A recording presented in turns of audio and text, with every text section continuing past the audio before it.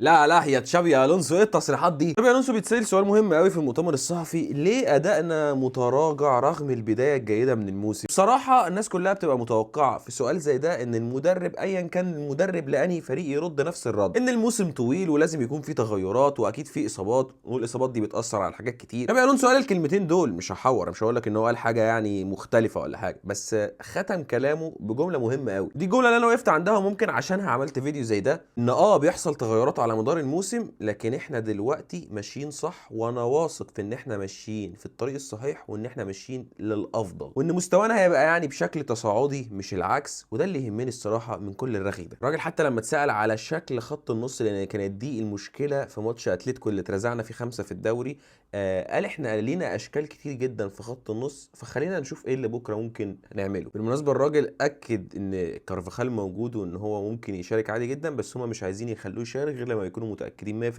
ان هو كويس. وعلى فكره بالمناسبه شيل فينيسيوس جونيور مسؤوليه كبيره، وقال ان فينيسيوس جونيور وهو مستمتع باللعب بيبقى بيقدم الكتير للنادي، فاحنا كل اللي احنا محتاجينه ان احنا نشوف بكره فينيسيوس جونيور، ان احنا معتمدين عليه بشكل كبير. اتمنى تصريح زي ده يكون بشكل ايجابي على المعلم فينيسيوس مش العكس.